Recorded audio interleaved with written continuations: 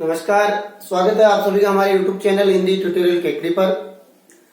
मित्रों, हम बात कर रहे थे अलंकारों के बारे में। इससे पहले हमने शब्दालंकार के बारे में बात की थी। आज हम बात करेंगे अर्थालंकार के बारे में कि जहां पर काव्य में चमत्कार अर्थ के आधार पर उत्पन्न होता हो या दृष्टिगोचर होता हो, वहां पर अर्थालंकार होता है। अर्थालंकार की अगर हम बात करें वेदों की, तो लगभग इसके 7 वेद माने गए हैं, लेकिन विशेष रूप से हम जो बात करते हैं वो केवल 2 ही वेद हैं, सादृश्य मूलक और विरोध मूलक। फिर भी जानकारी के हिसाब से हम समझने की दृष्टिकोण से देखते हैं कि इसके 7 प्रकार कौन कौन से होते हैं। तो सबसे पहले सादृश्य या साधर्म्य मूलक। नाम से स्पष्ट है, सादृश्य यानी समान दिखाई देने वाला, क्योंकि इसके मूल में किसी न किसी प्रकार की समानता होती है। जैसे इसमें विशेष रूप से उपमा, रूपक, उत्प्रेक्षा, ये तीनों जो उपमेय और उपमान पर आधारित अलंकार हैं, कि जिसमें 2 वस्तुओं की तुलना की जाती है किसी गुण धर्म के आधार पर, तो वो उपमा होती है। और जब हम एक वस्तु को किसी दूसरे का रूप दे देते हैं तो वह रूपक होता है, और अगर हम संभावना करते हैं तो वह उत्प्रेक्षा अलंकार होता है। तो यहाँ मूल रूप में किसी न किसी उस गुण धर्म की इसमें समानता देखने को मिलती है जो 2 वस्तुओं में पाई जाती है। इसलिए पहला सादृश्य मूलक या साधर्म्य मूलक। दूसरा है विरोध मूलक, और नाम से स्पष्ट है कि इनके मूल में क्या होता है, विरोध होता है। यद्यपि वास्तविक विरोध नहीं होता है और केवल हमें वो दिखाई देता है। विरोध कई प्रकार का हो सकता है, जैसे गुण और गुण का विरोध भी हो सकता है, वस्तु और वस्तु का विरोध भी हो सकता है, या वस्तु और गुण का विरोध भी हो सकता है। इसके अगर हम देखें उदाहरण, तो अलंकार विरोधाभास है, असंगति है और विभावना है। या विरोध नहीं होता है फिर भी विरोध का हमें आभास होता है। यहाँ पर कार्य और कारण में असंगति होने पर असंगति अलंकार होता है, या बिना कारण के ही कार्य हो जाता है तो विभावना होती है। इसलिए कह सकते हैं कि यहाँ पर गुण और गुण में या वस्तु और वस्तु का भी विरोध देखने को मिलता है, तो वहां पर विरोध मूलक अलंकार होता है। श्रृंखला मूलक, नाम से स्पष्ट है, श्रृंखला का मतलब 2 या 2 से अधिक वस्तुओं का जब हम विशेष क्रम में वर्णन करते हैं तो वहां पर श्रृंखला मूलक अलंकार माना जाता है। एकावली, कारणमाला और माला, दीपक, इस प्रकार के श्रृंखला मूलक जो अलंकार है। तर्क न्याय मूलक, तर्क नाम से स्पष्ट है कि न्याय करना किस आधार पर, तर्क पर, यानी कि मूल में क्या होगा, तर्क, जिससे क्या निकलेगा, न्याय। तब हम किसी प्रकार का दृष्टांत देते हैं या उदाहरण देते हैं, और उदाहरण से या किसी युक्ति द्वारा जो लोक प्रचलित है उसके द्वारा यदि हम किसी अर्थ को स्पष्ट करते हैं तो वह चमत्कार उत्पन्न हो जाता है। ऐसी स्थिति में वहां पर तर्क न्याय मूलक अलंकार माना जाता है। इसका उदाहरण देखो, काव्यलिंग और अनुमान लगाना। काव्यलिंग अलंकार में भी जब हम किसी तथ्य को स्पष्ट करते हैं तो कारण सहित उसको प्रकट करना पड़ता है, वहां तर्क न्याय होता है। काव्य न्याय मूलक, ये काव्य जो है वो काव्य शास्त्र के सिद्धांतों के आधार पर जब न्याय किया जाता है तो काव्य न्याय मूलक अलंकार माना जाता है अर्थालंकार की श्रेणी में। अगला है लोक न्याय मूलक। इसमें भी लोक न्याय वही चल प्रचलित जो लोकोक्तियां हैं, या हम कह सकते हैं मुहावरे हैं, या जिनके द्वारा जो समाज में या लोगों के द्वारा न्याय करने की विभिन्न पद्धतियां थी, उसके आधार पर इसका मूलक माना जाता। गूढ़ार्थ प्रतीति मूलक, ये इंपॉर्टेंट है, जैसे कि हमने देखा था कई बार पहले, इसमें व्याजोक्ति है और सूक्ष्म है। जब हम क्या करते हैं कि व्यंग्य द्वारा प्रस्तुत कथन से नितांत विपरीत बात करते हैं, जबकि यही क्या होता है, वक्ता का ध्येय होता है, उसका लक्ष्य यही है कि वो कैसे व्यंग्य द्वारा करता है। प्रस्तुत कथन से नितांत विपरीत, यानी जो बात है ही नहीं उससे अलग हट करके कोई बात करने का जब वक्ता का ध्येय होता है तो वहां पर गूढ़ार्थ प्रतीति मूलक अर्थालंकार होता है। तो इस प्रकार से अर्थालंकार को हम 7 भागों में बांट सकते हैं, लेकिन प्रमुख रूप से 2 भाग है, सादृश्य मूलक और विरोध मूलक अलंकार। हम ज्यादातर इन्हीं को ही देखते हैं। तो आइए आज हम बात करेंगे पहले कुछ सादृश्य या साधर्म्य मूलक अलंकारों के बारे में, जैसे कि उपमा, रूपक, उत्प्रेक्षा, संदेह और प्रातिमान। ये आप लोगों ने पहले भी पढ़ा होगा और बहुत इंपॉर्टेंट है एग्जाम की दृष्टि से। जब आप किसी कंपटीशन का एग्जाम देते हैं, विशेषकर व्याख्याता श्रेणी या 2nd ग्रेड का एग्जाम देते हैं, तो उस समय इस प्रकार के प्रश्न आपसे पूछे जाते हैं। तो आइए आज हम बात करेंगे उपमा अलंकार के बारे में।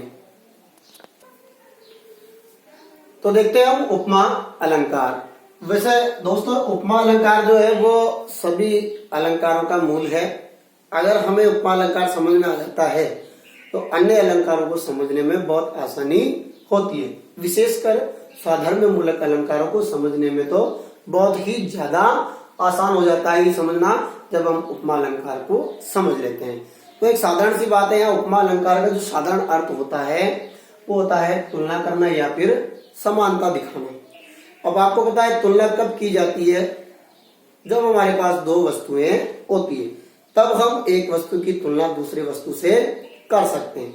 लेकिन दूसरी वस्तु से तुलना करने के लिए दोनों वस्तुओं में एक सिमिलर चीज होना आवश्यक है, तभी जाकर हम उसकी तुलना कर सकते हैं। जैसे कि दो पहलवान है, एक पहलवान 80 किलो का वजन उठाता है और दूसरा पहलवान 50 किलो का वजन उठाता है, तो उनमें तुलना की जा सकती है कि ये इससे अधिक है, ये एक पहलवान की कैपेसिटी दूसरे से अधिक, लेकिन उन दोनों में गुण एक होना चाहिए। जैसे बात कर ले सुंदरता की, तो एक स्त्री की सुंदरता की तुलना जब हम किसी अन्य वस्तु उपमान से करते हैं, जैसे चंद्रमा से हम अधिकतर साहित्य में जो है वो सुंदरता की तुलना या उपमा जो है वो चंद्रमा से ही की जाती है। तो वह नारी की सुंदरता या उसके मुख की सुंदरता की तुलना हम चंद्रमा से कर रहे हैं, क्योंकि दोनों में एक गुण मूल रूप से विद्यमान है जिसको कह सकते हैं हम सुंदरता, यानी दोनों सुंदर है, इस आधार पर उनमें हम क्या कर रहे हैं तुलना।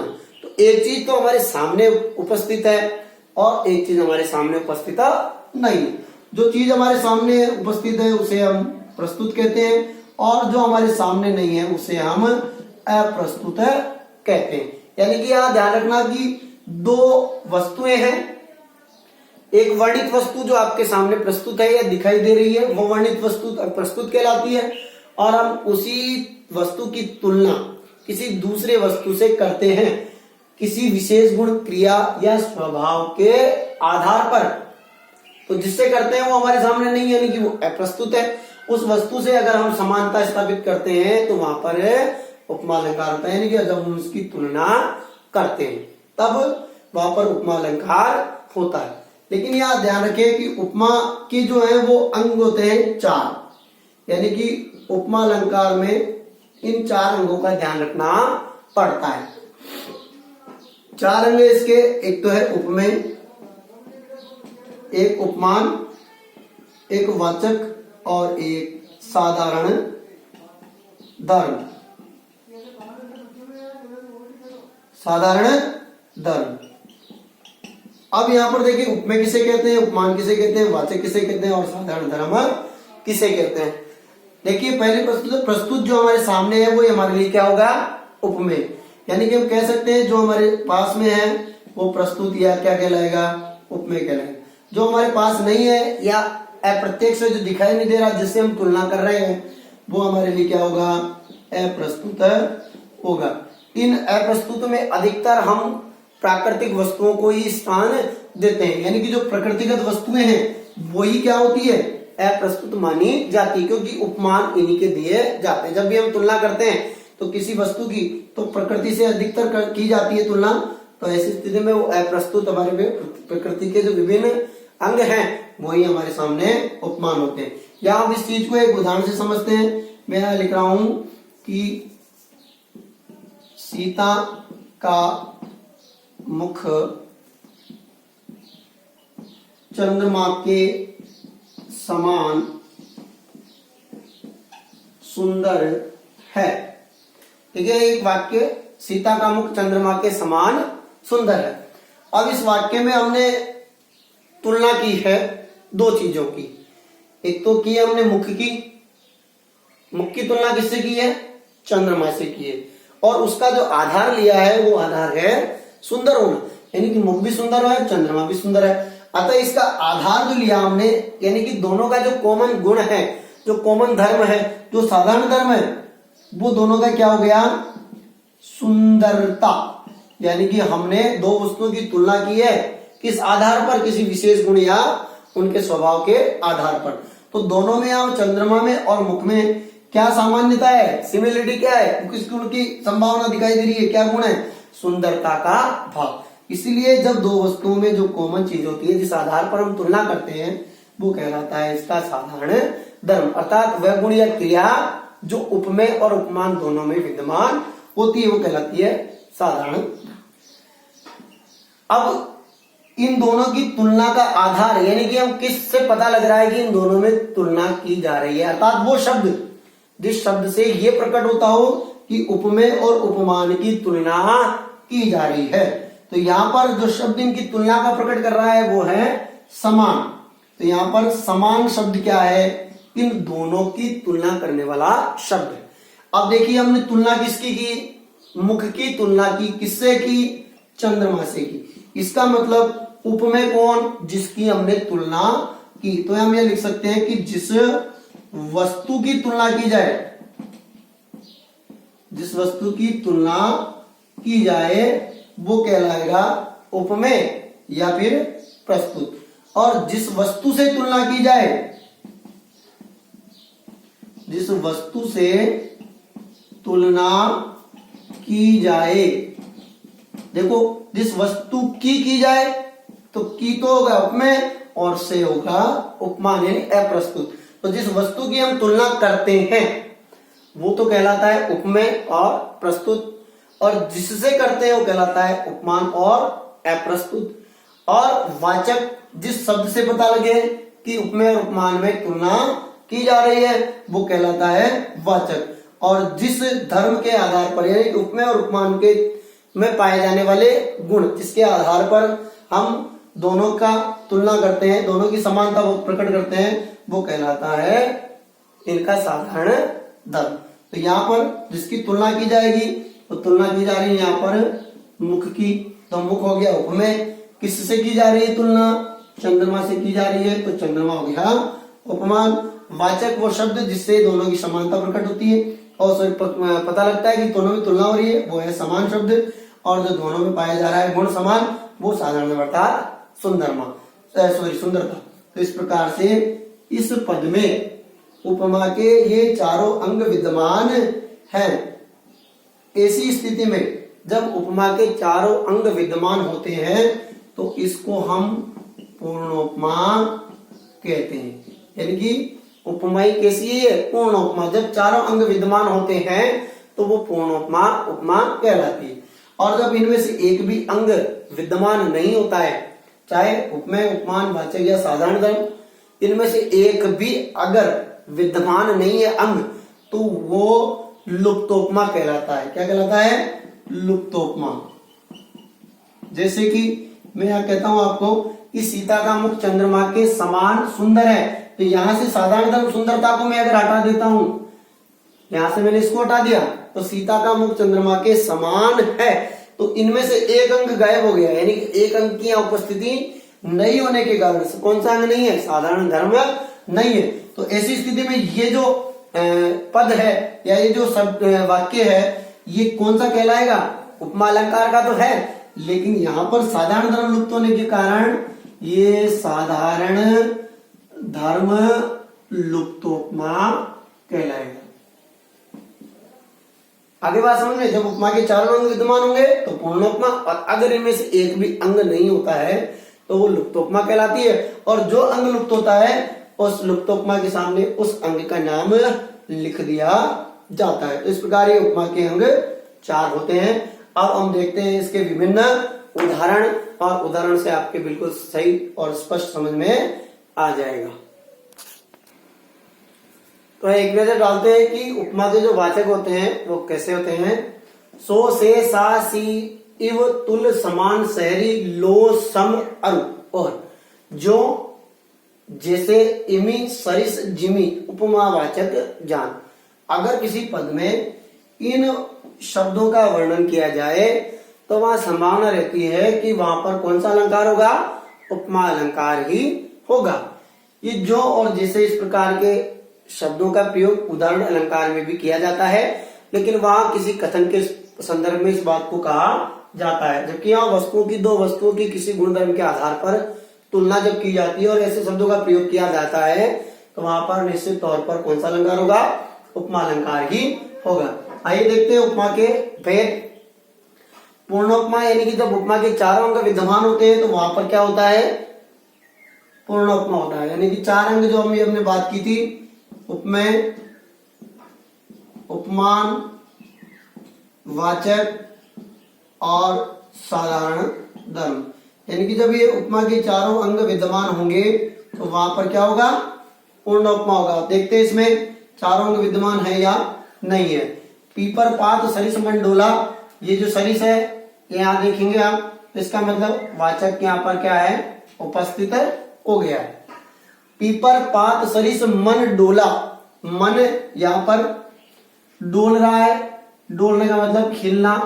अब हिल कैसे रहा है, पीपल के पत्तों के समान, यानी कि पत्तों के समान क्या डोल रहा है, मन। तो यहाँ उपमेय कौन हो गया, पात, पात क्या हो गया, उपमेय। इसकी तुलना किससे की गई है, मन से, यानी कि ये क्या हो गया, उपमान। और डोलना, जिस प्रकार पत्ते हिलते हैं वैसे मन भी चंचल है, हिल रहा है, इसलिए साधारण धर्म।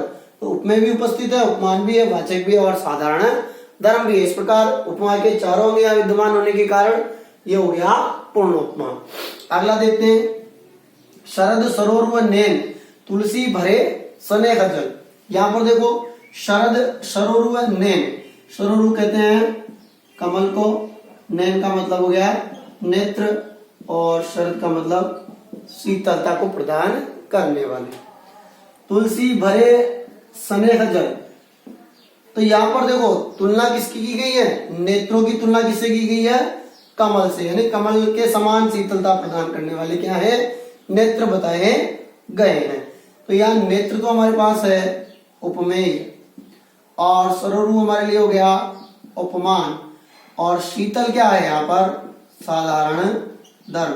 लेकिन यहाँ पर इस वाचक शब्दों में से किसी भी शब्द का प्रयोग नहीं हुआ है, इसका मतलब क्या नहीं है, हमारे पास वाचक नहीं है। तो ये क्या हो गया, वाचक लुप्तोपमा हो जाए। बाकी हम अन्य उदाहरण और देखेंगे, उससे स्पष्ट हो जाएगा आपको कि क्या होता है।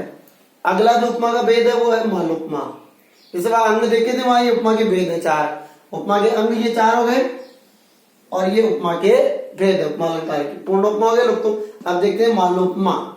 यहाँ पर स्पष्ट है माला प्लस उपमा, यानी उपमा की क्या होगी, माला, यानी कि एक ही वस्तु की तुलना अनेक वस्तुओं के साथ की जाएगी।